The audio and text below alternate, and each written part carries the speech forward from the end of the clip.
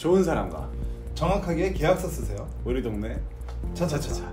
자, 오늘은 모든 계약을 할 때에는 계약서 작성을 하게 돼요. 중고차도 물론 계약서 작성을 하게 됩니다. 좋은 차를 고르는 것도 중요하지만 이 계약서를 잘 쓰는 것도 그에 못지않게 중요한데요. 다소 지루하더라도 우리 재밌는 윤 팀장 얼굴 보면서 잘 보시기 바랍니다. 중고차 계약서 첫 번째, 관인 계약서인지 꼭 확인하셔야 돼요. 여기 보시면은 도장이 찍혀져 있는데 이거는 이제 중고차 사무실 명판이에요. 근데 이 명판이 중고차 딜러 사원증에 써있는 상호명과 일치하는지 꼭 확인하셔야 돼요. 만약에 이 명판이 찍혀져 있지 않는 계약서다 이러면 나중에 법적인 보호를 받을 수가 없을 수도 있기 때문에 꼭 확인하셔야 돼요. 그러면 이제부터 계약서 어떻게 쓰는지 한번 쭉쭉 내려가 보자. 자, 가자! 양도인 갑과 양수인 을 각각 거래될 전차주와 곧 구입하게 될 차주가 되는데요. 양도인 부분은 차량 등록증 상과 정보가 일치하게 적히는지 꼭 확인을 하셔야 됩니다. 그리고 밑에 명판은 아까 말씀드렸듯이 중고차 사원증 상호명과 명판이 꼭 일치하는지 확인하셔야 돼요. 자, 그리고 취급자명에 이제 딜러 이름이 적히게 되는데요. 내 앞에 계약서를 쓰고 계시는 그 계약서 딜러명과 일치하는지 확인을 한번 하셔야 돼요. 자, 다음엔 차량 번호, 주행거리, 차대 번호가 구입하고자 하는 차량과 일치하는지 보시고 차량명도 정확하게 써주셔야 돼요. 차량 금액과 이전 비용 역시 딜러와 얘기된 금액이 맞는지 다시 한번 보고 잘 쓰셔야 되고요. 차량 대금은 차가 얼마인지 다 이게 오갔으니까 아는 건데 이전 비용은 어떻게 계산되는지 너가 한번 설명해봐. 명확하게 설명해 드릴게요.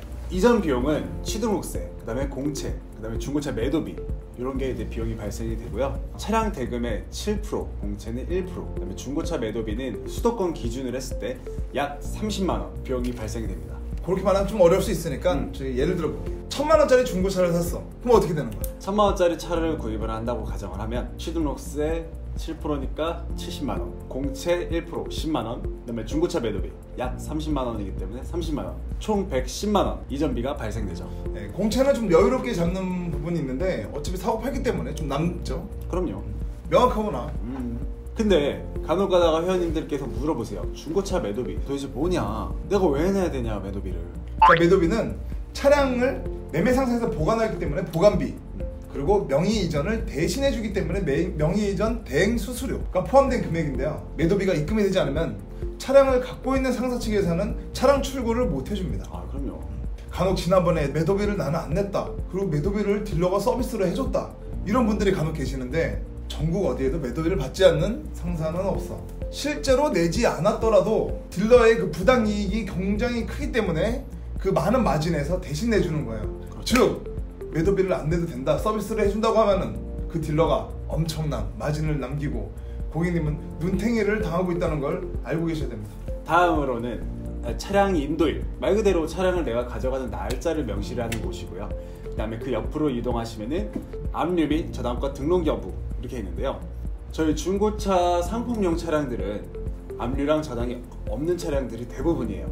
하지만 개인 위탁 차량 같은 경우는 압류랑 저당이 남아있을 확률이 높습니다. 그렇기 때문에 이런 부분도 꼭 확인을 하시고 압류나 저당이 없다, 꼭 압류나 저당이 없음 이렇게 꼭 표시를 해야 되고, 압류랑 저당이 있으면 명의 이전이 안 되니까 새로 사시는 분에게 명의 이전이 안 돼요. 자, 그리고 이제 계약서 보면 여기 빈칸 엄청 넓게, 이거는 뭘 써야 되지? 알면서 뭘 물어봐요. 어른이 시키면 예 하고 하는 거야. 예. 자, 여기 빈칸은 정말 중요한 부분이에요. 이제 계약서의 꽃이라고 불리우는 특약사항. 예를 들자면 회원님이 딜러분에게 침수 이력이 없음, 하재 이력이 없음, 용도 이력이 없음 이렇게 고지를 받으셨다면 꼭 특약사항에 적어달라고 요청을 하셔야 돼요. 그래야지 나중에 혹시 모를 문제가 발생이 되면 법적인 조치를 받을 수가 있으니까요. 이 말은 꼭 해드리고 싶어요. 이제 중고차를 구입을 하니까 얼마나 들떠 마음이. 계약서 쓰는 막 정신없이 쓰세요. 막 딜러 막 주면 막 그대로 막 사인하고 막 이래요. 읽어보지도 않고. 하지만 그걸 악용하는 딜러들이 많기 때문에 계약서 쓰실 때는 이 들뜬 마음을 조금 가라앉히고 명확하게.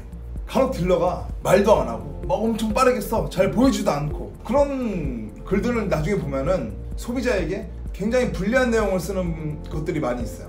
그래서 그 글을 쓸 때에는 미리 먼저 얘기를 하고 상의를 한 후에 이제 서로 오케이가 떨어졌을 때 그때 같이 보면서 써야 돼요, 내용을.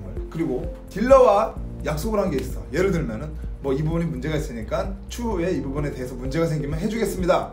이런 약속을 했다면 그 부분 무조건 써야 돼요. 왜냐면 나중에 이거 안 써놓고 내가 언제 그랬냐 그러면 뭐 보상을 받을 수 없는 부분이기 때문에. 그럼요. 네. 저희도 항상 이 특약사항에 적어주죠. 저희도 사람인지라 간혹 가다가 실수한 경우로 못 쓰는 경우가 있어요. 그럴 때는 저희는 항상 무조건 카톡으로라도 내용을 남겨드려요. 이상한 말들이 뭐냐면 결국에는 차는 우리 동네 차차차에서 사라는 말 아닌가? 좋은 사람과 행복하게 되세요. 우리 동네 차차차.